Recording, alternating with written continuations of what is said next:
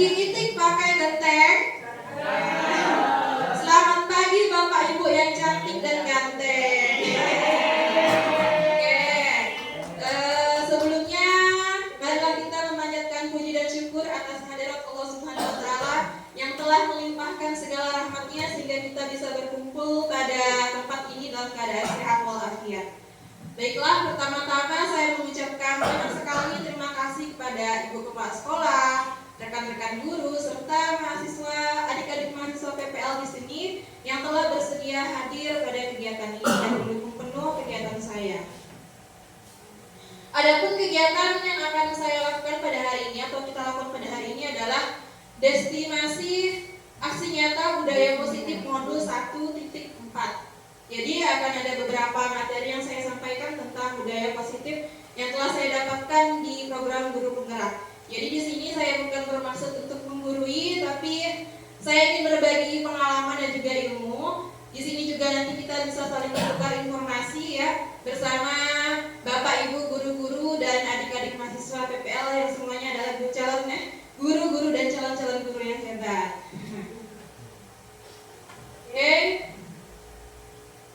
Nah, agar suasana di ruangan ini terasa lebih positif, saya harap Bapak Ibu di sini semuanya berdiri dan tersenyum.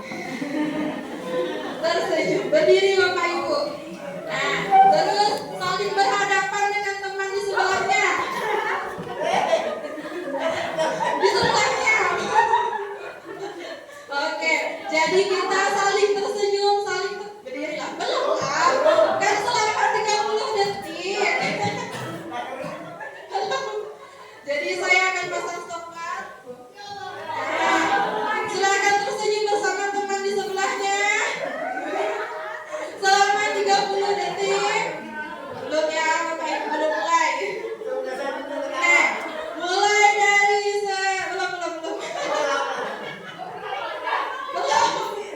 belum Bu. Mulai dari sekarang. Silakan tersenyum, boleh tertawa, biar ruangan ini terasa bahagia, terasa semangat.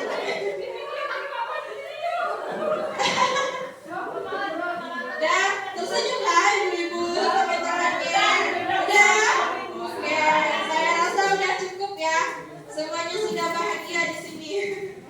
Nah, jadi untuk memulai acara atau kegiatan kita harus bahagia dulu agar kegiatannya itu dapat berjalan lancar hingga selesai nanti. Nah, sudah bersyukur belum Bapak Ibu hari ini?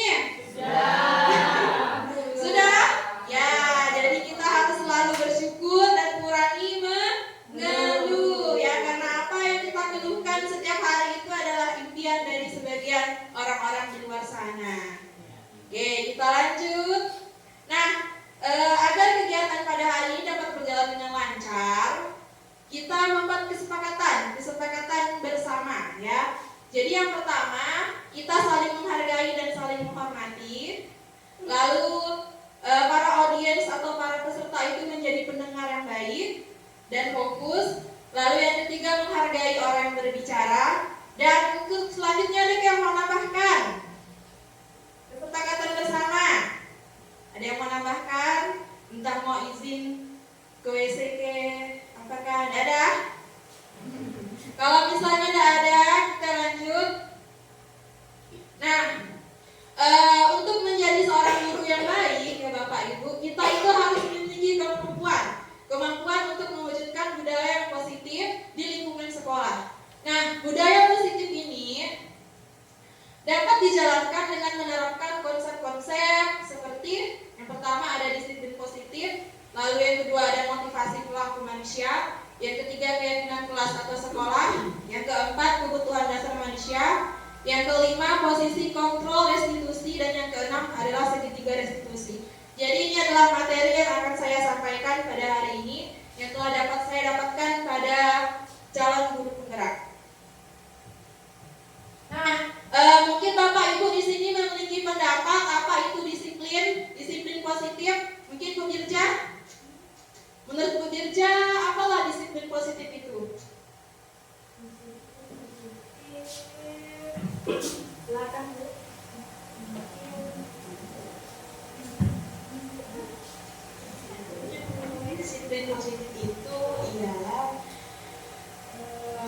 suatu kegiatan yang kita sepakati bersama dengan tujuan membangun hal-hal yang baik, hal-hal yang positif, seperti itu. Oke, terima kasih Bu Dirja. Kalau yang lain menurut Pak Wan, ada tak? Menurut Pak Wan apa itu disiplin? Disiplin positif. Silakan Pak Wan.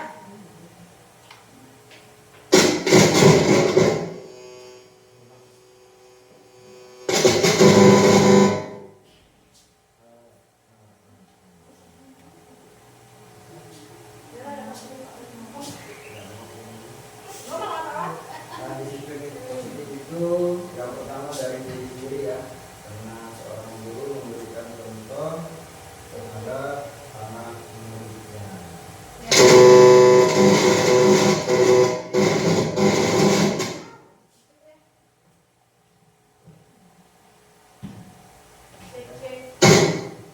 Cek, oke. Terima kasih kepada Bu Dirja dan juga Pak Wan yang telah memberikan pendapat. Jadi benar sekali apa yang telah disampaikan oleh Ibu Dirja dan juga Pak Wan. Kalau disiplin positif itu adalah sikap yang baik ya, atau cara penerapan disiplin untuk mengajarkan siswa atau anak itu bertanggung jawab dan juga menumbuhkan kesadaran diri berdasarkan nilai-nilai kebajikan. Jadi lebih kepada pembiasaan nilai-nilai positif yang bisa diterapkan setiap hari di lingkungan sekolah. Nah, disiplin positif ini lebih kepada arah disiplin diri siswa yang dapat mengontrol diri mereka dalam melakukan segala tindakan. Nah, disiplin diri ini dapat membuat siswa itu memahami dan menyadari berdasarkan motivasi internal atau motivasi dari dalam diri mereka, berdasarkan kemauan mereka sendiri, bukan akibat dari paksaan, ujian ataupun hukuman. Nah, motivasi internal ini atau dari dalam diri ini sangatlah penting karena dengan adanya motivasi dari dalam diri mereka itu memiliki dorongan yang kuat untuk mencapai tujuan mereka. Nah, tadi kan disiplin positif ini berdasarkan nilai-nilai kebajikan. Nah, nilai-nilai kebajikan itu sudah tercover semuanya pada profil pelajar Pancasila ya. Jadi ada 6 dimensi profil pelajar Pancasila. Mungkin di sini Bapak Ibu sudah mengetahui semuanya, yaitu ada beriman, bertakwa kepada Tuhan Yang Maha Esa, mandiri, bernalar kritis, kreatif, gotong royong dan juga berkebinekaan global. Nah, kita lanjut. Agar penerapan disiplin positif ini dapat dilaksanakan dengan baik, mereka itu harus memiliki motivasi yang berasal dari dalam diri mereka dan juga motivasi dari luar. Nah, motivasi, mungkin Bapak Ibu di sini ada yang memiliki pendapat tentang motivasi. Bu Nur, menurut Ibu apa itu motivasi, Bu? Langsung ya, Bu. Ya, motivasi itu adalah kemauan yang timbul baik dari dalam diri maupun dari luar. Ya, motivasi itu memiliki makna. Terus tidak berkata kotor, sopan santun, saling menyayangi, saling menolong, dan juga fokus belajar. Itu adalah contoh dari keyakinan kelas. Nah, supaya suasana di ruangan ini tidak mengantuk dan juga tidak tegang, ya saya lihat muka Bapak Ibu di sini semuanya tegang, mungkin karena banyak pikiran atau mungkin ada urusan yang lain ya. Nah, semuanya berdiri, kita ice breaking dulu. Ayo berdiri Bapak Ibu semuanya. Nah, ice breakingnya itu lebih kepada gerakan cacing panjang, ular pendek. Jadi lebih ke gerakan. Jadi kalau misalnya saya sebut cacing panjang berarti ini ular pendek. Terus gajah besar. Terus semut kecil, ya, lebih ke gerakannya. Oke, kita mulai. Semut kecil, gajah besar, semut kecil, ular pendek.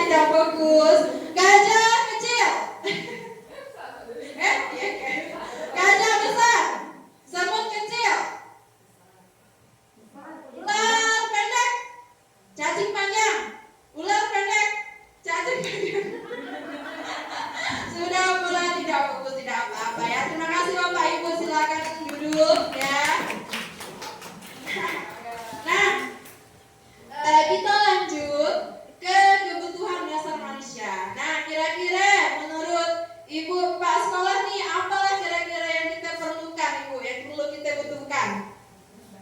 Ya, ya, itu kebutuhan dasar murid.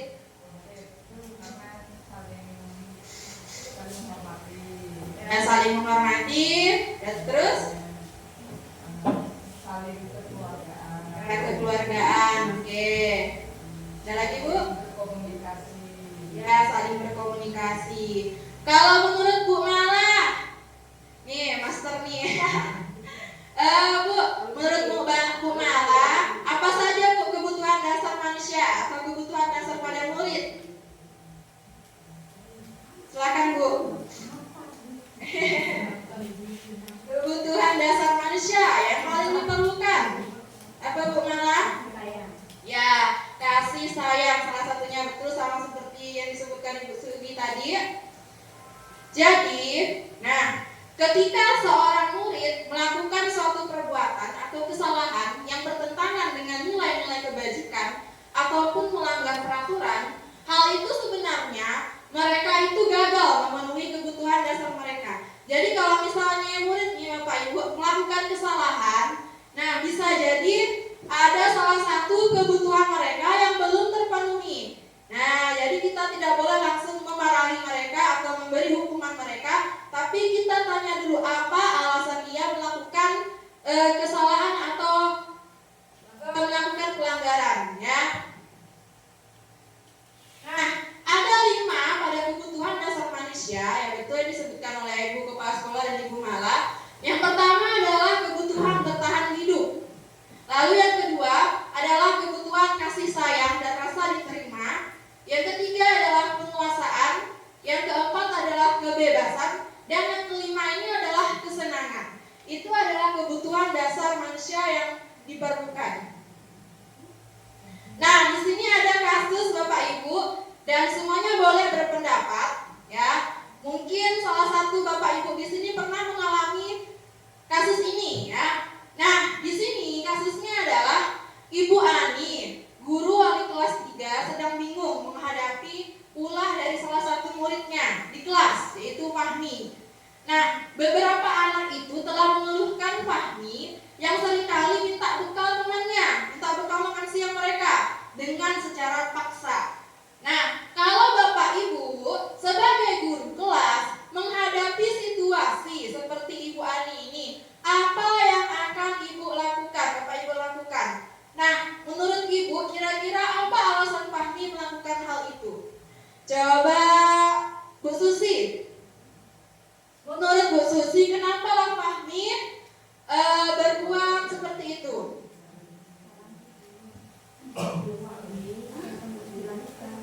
Yang pertama ya, mungkin Ya. karena Fahmi melakukan itu, mungkin makanan yang diambilnya itu tidak pernah dimakannya atau tidak ada di rumahnya. Ya, bisa. Nah, yang kedua mungkin dia tidak ada uang untuk membelinya. Oh ya, oke. Mengambil paksa teman. Ya, baik. Terima kasih Bu Susi. Nah, yang Bu Susi lakukan apalah kira-kira untuk mengatasi hal tersebut? Yang pertama yang bilang ke temennya, kayak saya tadi lah ya, Ya. ada yang udah bawa bekal gitu Ya. kasih itu nggak ada yang nyiapkan Bu. Oke, buat teman-temannya semua kan ada tempat itu, silahkan dibagi sedikit-sedikit. Iya. Pada teman yang nggak punya. Oke, terima kasih ya Bu Susi. Kalau menurut Bu Dwi, apalah yang Ibu lakukan untuk menghadapi situasi tersebut, Bu Dwi? Mungkin pernah menghadapi situasi seperti itu? Menurut saya sih mungkin ya, kalau misalnya dia nggak mau jajan ya mungkin bisa berbagi dengan temannya, tapi kita kasih tahu dulu ke mereka gitu. Ya, Lanjut, Bu. boleh dah kalau berbagi dengan temannya, soalnya dia kan nggak punya, kasihan juga kalau misalnya dia nggak makan kan. Dia nggak punya uang jajan juga kan, kita nggak tahu kondisi ekonomi keluarganya. Ya. Oke, baik, terima kasih Bu Dwi. Kalau menurut Bu Fitri, ya.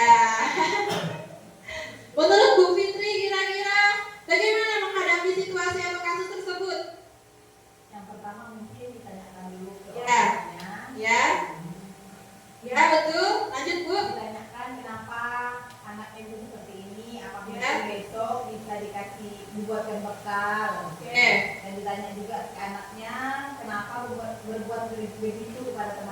Ya, terima kasih Bu Dwi sama Bu Fitri. Jadi benar sekali yang dikatakan oleh Bu Susi, Bu Dwi dan juga Ibu Fitri. Berarti salah satu kebutuhan yang dia belum terpenuhi apa Bapak Ibu? Tadi kebutuhan apa? Ya, bertahan hidup. Nah, kita akan mengupas nih kasusnya, alasan-alasan Fahmi. Nah, alasan Fahmi yang pertama bisa jadi karena dia lapar. Nah, dan orang tuanya tidak membawakannya bekal. Jadi salah satu kebutuhan dia yang belum terpenuhi adalah, betul kata Ibu tadi, adalah kebutuhan untuk bertahan hidup. Salah satu solusinya bisa dengan sekali-sekali kita ngasih dia duit jajan atau menyuruh temannya untuk berbagi bekal. Ya, itu bagus sekali. Lalu kita lanjut, alasan kedua. Nah, bisa jadi karena dia itu merasa senang kalau temannya itu memperhatikan dia, cari perhatian Bapak Ibu. Biasa kan ada anak-anaknya seperti itu ya. Nah, ketika temannya melapor ke gurunya dan memberitahu ke orang tuanya, sehingga orang tuanya itu jadi memperhatikan dia, maka salah satu kebutuhan yang ingin dia penuhi itu adalah kebutuhan kasih sayang dan rasa diterima. Nah, salah satu solusinya mungkin bisa dengan memberikan perhatian ekstra atau memberikan perhatian lebih, bisa dengan nyuruhnya dia duduk di depan atau memberikan dia tanggung jawab biar dia itu merasa diperhatikan. Kita lanjut, alasan Fahmi yang ketiga bisa jadi karena temannya jadi takut. Nah, temannya jadinya takut dengan dia dan jadinya menuruti keinginannya. Nah, salah satu kebutuhan yang ia ingin penuhi adalah kebutuhan kekuasaan. Jadi dia itu ingin berkuasa, gitu ya. Mungkin salah satu solusi bisa dengan memberi dia apa tuh? Ya, memberi dia pemahaman, ya, memberi nasihat, atau bisa juga memberinya tanggung jawab sebagai pengurus kelas. Nah, seperti itu. Lalu lanjut, ada lagi alasannya nih Bapak Ibu. Nah, alasan yang keempat bisa jadi karena dia merasa bosan, ya, merasa bosan dengan bekal makanan yang bawa ibunya itu aja menunya tiap hari. Jadi si Fahmi ini dalam istilah request istilahnya. Nah, request ya, misalnya mau minta entah mau masakan mie goreng ke, nasi goreng ke. Nah, tapi mungkin mamanya tidak sempat, jadi menunya itu aja. Nah, salah satu, jadi dia mau coba makanan teman-teman lainnya gitu. Nah, jadi salah satu kebutuhan yang ingin Fahmi perlukan itu adalah kebutuhan kebebasan, ya. Dan yang terakhir bisa jadi karena dia iseng. Nah, banyak pasti anak-anak itu yang iseng ya, iseng saja dan dia itu menikmati ekspresi wajah temannya yang kesal. Pasti ada ya anak-anak yang seperti itu, biasanya anak-anak yang nakal ya. Karena menurut dia kalau teman-temannya kesal itu lucu bagi dia gitu. Nah, berarti salah satu kebutuhan yang dia ingin penuhi adalah kebutuhan akan kesenangan. Nah, untuk mengatasi masalah seperti si Fahmi tadi ya, atau masalah-masalah yang lain, sebagai guru kita itu bisa menempatkan diri, posisi kontrol restitusi atau posisi apa yang bisa kita ambil untuk mengatasi masalah tersebut. Nah, untuk posisi kontrol restitusi ini ada 5 posisi kontrol restitusi guru ya yang saya dapatkan dari guru penggerak ini. Yang pertama adalah guru sebagai penghukum. Nah, tadi kan si Fahmi ngambil makanan temannya. Nah, langsung kita hukum, disuruh push up 1000 kali atau disuruh keliling lapangan 100 kali. Nah, berarti itu menunjukkan kalau kita sebagai guru itu sebagai penghukum, dan itu boleh atau tidak Bapak Ibu? Ya, tidak boleh. Tidak boleh melakukan kekerasan secara fisik ya. Lalu yang kedua adalah guru sebagai pembuat merasa bersalah. Nah, di sini mungkin lebih baik lah daripada sebagai penghukum. Maksud sebagai pembuat merasa bersalah ini, kita memberikan nasihat, tapi dengan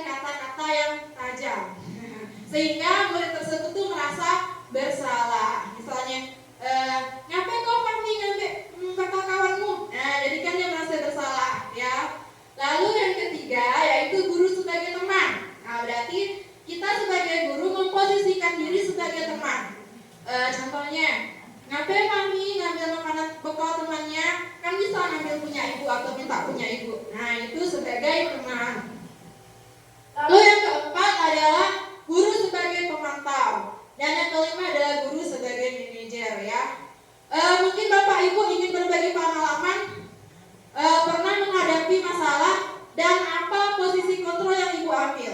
Mungkin Ibu Risti mau berbagi pengalaman. Kira-kira posisi kontrol restitusi yang pernah Ibu lakukan itu yang mana? Yang mana Bu? Ya, saya lihat sih Bu Risti ini biasanya sebagai teman ya Bu ya. Ya. Sebagai penghukum? Ya, lebih kepada konsekuensi kali ya. Ya. Nah, kalau Ibu Nanda, pernah enggak Bu Nanda menempatkan diri posisi kontrol yang Ibu ambil itu apa Bu Nanda? Sebagai apa? Ya, sebagai teman ya Bapak Ibu ya. Kalau saya sih jujur saja saya masih sebelum ikut CGP ini dulu saya masih menerapkan posisi kontrol itu sebagai penghukum ya, dan juga sebagai pembuat merasa bersalah dan itu tidak baik untuk ditiru. Kalau sebagai penghukum sih saya bukan menghukum secara fisik tapi lebih kepada konsekuensi ya, supaya murid tersebut itu jera, yang memiliki efek jera. Nah, sebagai guru, nah ini adalah contoh tabel ya. Kalau sebagai penghukum, guru itu lebih kepada menghardik, ya, menunjuk-nunjuk, menyakiti, ya, menyindir. Nah itu sebagai penghukum. Contohnya, kalau kamu tidak melakukannya, saya akan menghukum kamu. Nah itu contoh guru sebagai penghukum. Lalu yang kedua, membuat orang merasa bersalah. Biasanya kalau guru sebagai pembuat merasa bersalah, dia itu lebih kepada ceramah, ya, memberi nasihat, tapi dengan menunjukkan kekecewaan yang mendalam, ya, dan kata-katanya juga agak sedikit tajam. Ya. Contohnya, kamu sudah mengecewakan bapak atau ibu. Nah, lalu sebagai teman itu bisa membuatkan alasan untuk murid-muridnya. Jadi contoh kata yang bisa kita katakan yaitu lakukan ya untuk bapak ibu. Nah, ya sudah, nanti bapak atau ibu bantu bereskan. Jadi di situ adalah kata-kata posisi kita sebagai teman.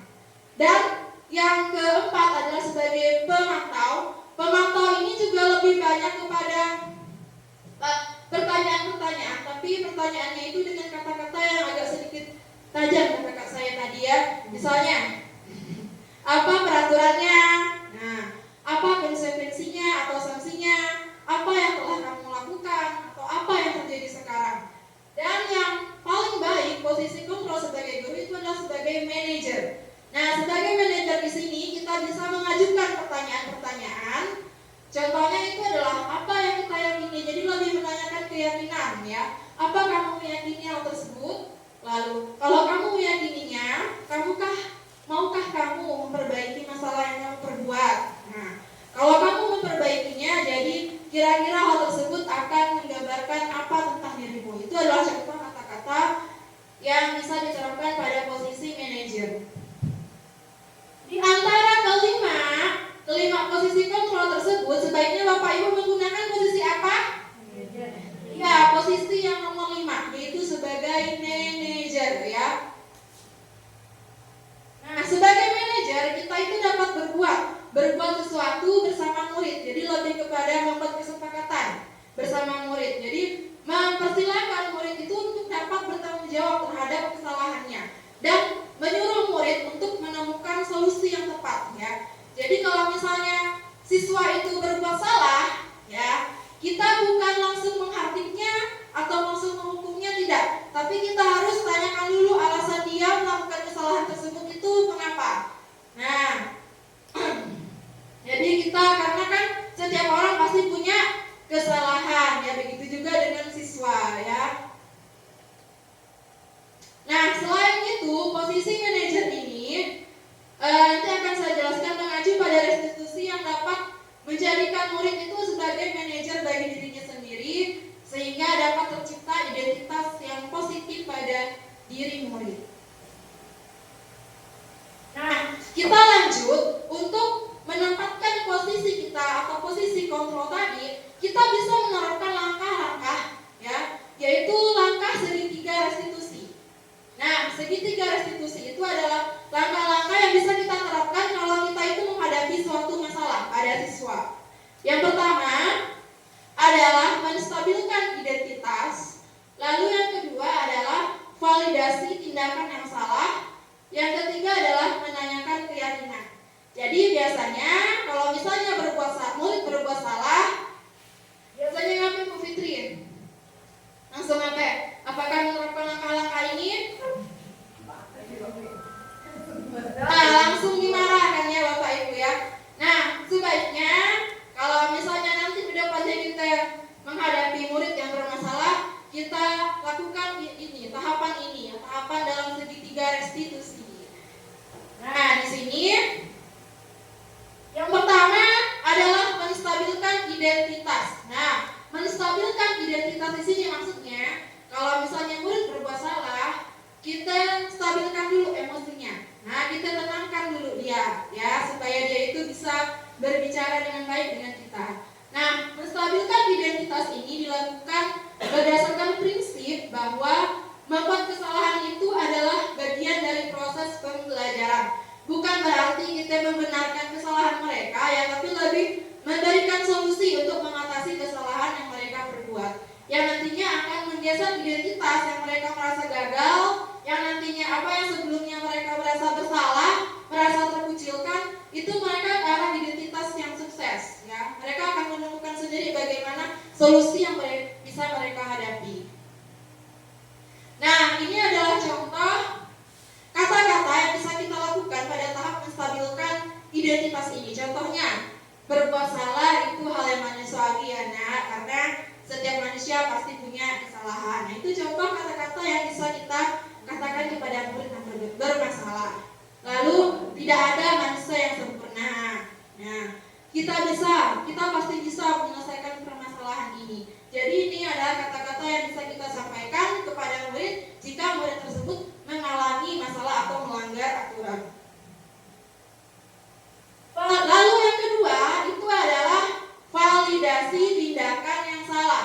Validasi tindakan yang salah ini dilakukan berdasarkan bahwa setiap perilaku berupaya memenuhi suatu kebutuhan tertentu. Jadi mereka itu, siswa itu, kalau melakukan kesalahan pasti ada salah satu kebutuhan mereka yang belum terpenuhi dan mereka itu ingin memenuhi kebutuhan tersebut. Sehingga sebagai guru atau orang tua akan bergeser dari pemikiran stimulus respon menjadi proaktif serta akan lebih mengenali dan juga kita menjadi mengakui atau tahu apa kebutuhan murid tersebut yang belum terpenuhi. Seperti tadi kan si Fahmi ngambil bekal temannya, apakah langsung kita marah? Enggak ya. Ya Pak On. Ya langsung kita lakukan dulu nih tahap-tahap segitiga restitusi ini. Yang pertama tadi adalah menstabilkan emosi, lalu yang kedua adalah validasi tindakan yang salah. Bukan maksudnya kita mau membenarkan kesalahannya ya Bapak Ibu, tapi kita mencari solusi sama-sama ya, atau apa keyakinan mereka yang telah mereka langgar. Ini adalah salah satu contoh kata-kata yang bisa kita ucapkan kepada siswa. Contohnya, kamu pasti punya alasan mengapa melakukannya. Lalu apa yang penting bagi kamu? Kamu boleh tetap berusaha menjaga sikap itu, tapi tambahkan sikap yang lain yang baru, yang lebih bagus lagi. Lalu maukah kamu belajar cara yang lain? Ya, jadi kita berdiskusi dengan siswa untuk mendapat yang kamu butuhkan tanpa harus memukul. Itu contoh kalau ada siswa yang memukul temannya. Dan tahapan yang terakhir adalah menanyakan keyakinan. Menanyakan keyakinan ini kita lakukan dengan ngasih pertanyaan yang bermakna kepada murid atau kepada siswa untuk memunculkan motivasi dari dalam diri mereka, dari kemauan mereka sendiri ya, sehingga mampu mengaitkan keyakinannya dengan tindakan yang salah. Jadi saya di sini akan memberikan sedikit video lah Bapak Ibu tentang pelaksanaan segitiga restitusi yang telah saya lakukan. Jadi video ini saya rekam kemarin, akan saya tampilkan. Mungkin tidak masih banyak kekurangannya, tapi mungkin bisa menjadi referensi bagi Bapak Ibu di sini.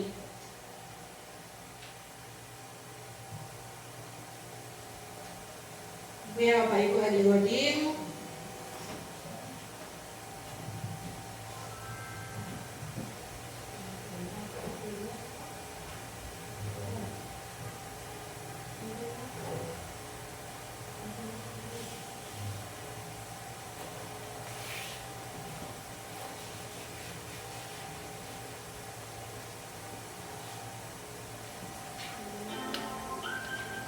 Jadi pada kasus ini bukan kasus yang betul-betul terjadi pada siswa, tapi sudah dibuat skenarionya ya Bapak Ibu ya.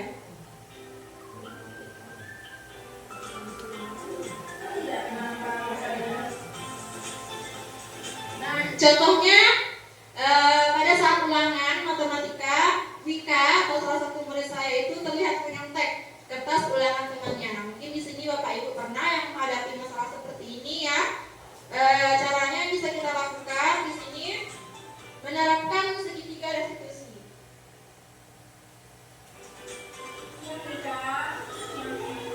Nah, yang pertama adalah apa Bapak Ibu? Menstabilkan identitas atau menstabilkan emosi.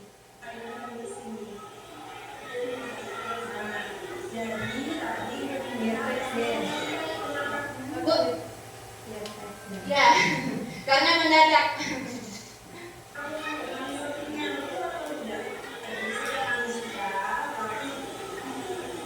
Yang kedua adalah validasi tindakan yang salah. Jadi kita menanyakan alasan siswa tersebut melakukan itu tuh kenapa gitu.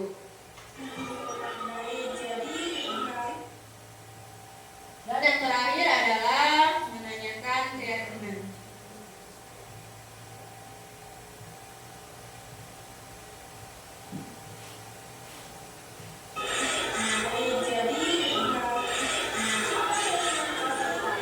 Pada menanyakan keyakinan ini kita bertanya tentang keyakinan kelas yang telah mereka langgar itu apa? Karena kan sebelumnya kita sudah membuat keyakinan kelas yang telah disepakati bersama antara guru dan juga murid. Contohnya tadi, keyakinan kelasnya salah satunya adalah tidak menyontek pada saat ulangan. Nah, itu kan keyakinan kelas yang dia langgar. Jadi kita tanyakan, apa keyakinan telah kamu langgar? Nah, mereka akan menyebutkan, saya menyontek teman saya, nah, begitu. Jadi mereka menyadari kesalahan mereka sendiri, gitu. Bukan kita yang ngasih tahu kesalahan mereka. Nah, mungkin ini salah satu contoh saja ya Bapak Ibu ya. Masih banyak kekurangannya ini. Nah, slide terakhir.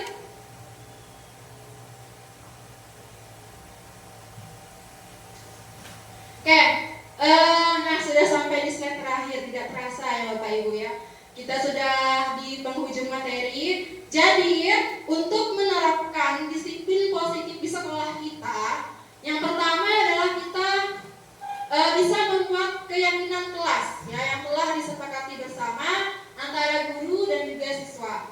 Lalu kita lanjut lagi, kalau misalnya siswa melanggar keyakinan kelas tersebut, berarti kita harus cari tahu dulu apa alasan mereka melanggar aturan tersebut. Bisa jadi karena salah satu kebutuhan dasar mereka itu masih belum terpenuhi. Dan untuk mengatasi masalah tersebut, kita bisa menempatkan diri kita sebagai posisi kontrol. Di antaranya tadi yang paling baik adalah sebagai apa Bapak Ibu? Nah, sebagai manajer. Bisa menjadi teman, bisa menjadi manajer bisa ya. Dan untuk menerapkan tersebut atau mengatasi masalah tersebut, kita bisa menerapkan segitiga restitusi atau langkah-langkah segitiga restitusi tadi, diantaranya menstabilkan identitas, validasi tindakan yang salah, dan juga menanyakan keyakinan. Mungkin itu saja yang bisa saya sampaikan ya. Saya ada pantun Bapak Ibu sedikit. Untuk saya ingatkannya dulu. Lupa saya pantunnya apa. Minum selasih pakai serikaya. Terima kasih karena telah menyaksikan presentasi saya. Salam guru penggerak ya Bapak Ibu ya. Salam guru penggerak, tergerak, bergerak, dan menggerakkan. Jadi di sini kita saling berbagi ya Bapak Ibu. Terima kasih. Oke. Assalamualaikum warahmatullahi wabarakatuh.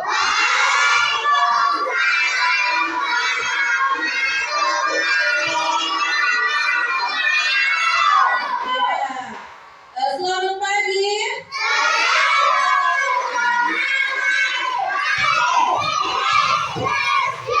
Oke, bagaimana kabarnya hari ini?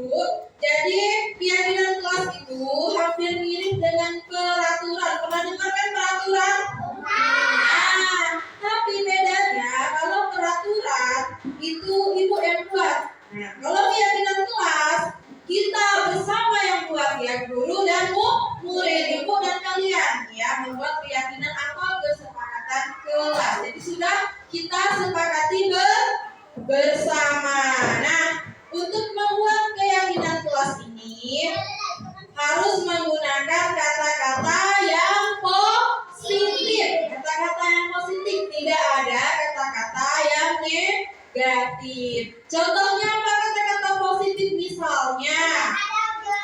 Ya, dilarang datang terlambat. Nah, itu bisa diubah. Dilarangnya kita hapus. Diubah menjadi contohnya datang tepat waktu. Terus tidak boleh buang sampah sembarangan. Nah, itu kan contoh kata-kata negatif. Kita ubah jadi kata-kata yang positif. Membuang sampah pada tempatnya. Itu contoh keyakinan kelas ya. Jadi keyakinan kelas ini dibuat agar kalian itu bisa bertanggung jawab dengan keyakinan yang sudah kalian buat sendiri. Nah, kan kalian sendiri yang buat, berarti kalian harus mematuhinya, ya, harus dijalankan dengan baik, ya. Nah, seperti apa contohnya tadi, ya? Contohnya seperti datang tepat waktu, buang sampah pada tempatnya, ya, itu adalah salah satu contoh dari keyakinan kelas. Nah, selanjutnya kita akan membuat nih keyakinan kelas atau kesepakatan kelas. Jadi nanti ibu akan membagikan kertas kecil, ya. Di sini ada kertas kecil. Kita akan membuat keyakinan kelas masing-masing. Satu orang cukup satu. Kalau warna pink ini untuk yang perempuan, ya. Kalau yang warna kuning ini untuk yang laki-laki. Nah, sesudah kalian tulis, kalian tempel di depan. Nah, kalau yang hijau ini untuk yang laki-laki, kalau yang warna merah untuk yang perempuan. Nah, semuanya di sini ada berapa orang? Totalnya ada berapa orang? Ya, ada 34. Nah, pasti di antaranya pasti ada yang sama keyakinannya. Jadi kita akan pilih, ya, yang sama. Nanti akan kita pilih satu. Ngerti ya? Oke, jadi ibu bagikan ya kertas kecilnya ini. Kalian tulis di sini, ya.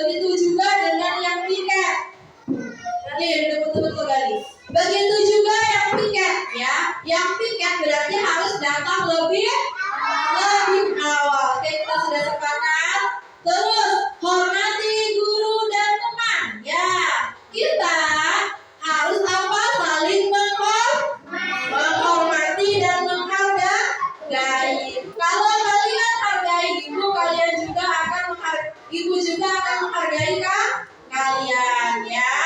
Nah, berarti ini kita sudah sepakat. Sesama teman, kalian juga harus saling apa? Menghormati dan menghargai. Tidak ada yang mengeluh apa atau ingin nanya nih. Nanya tentang pelajaran atau yang ibu jelaskan di depan harus apa? Angkat tangan. Jangan langsung menyela ya.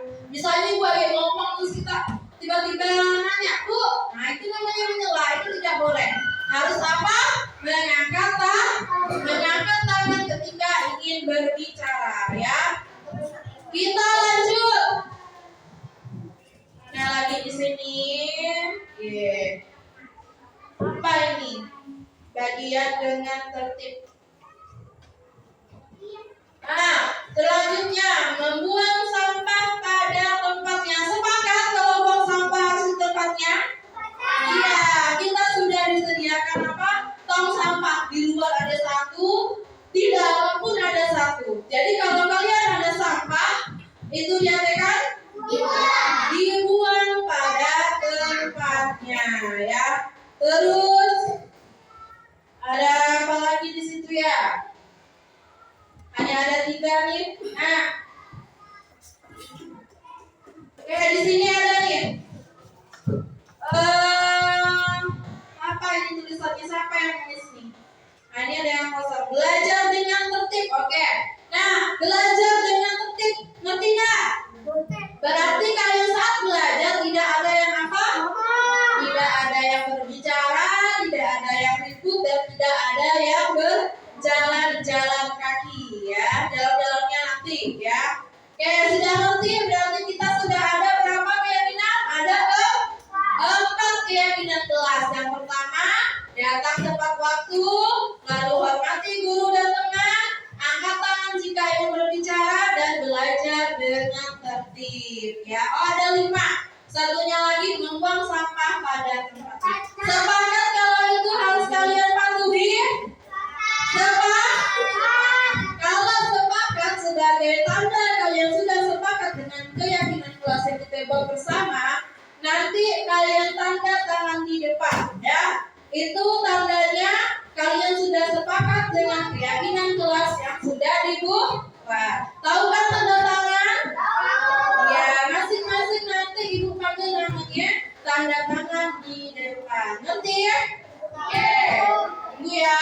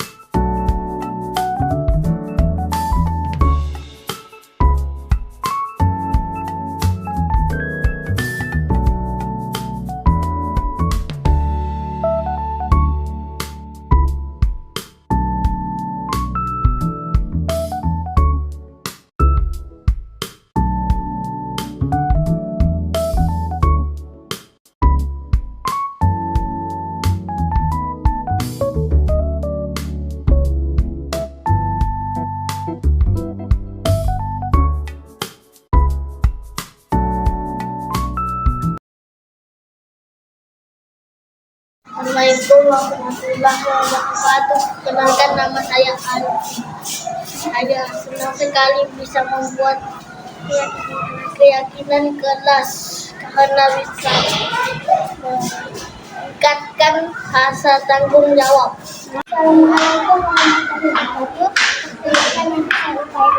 Saya senang sekali bisa membuat keyakinan kelas karena bisa meningkatkan rasa disiplin.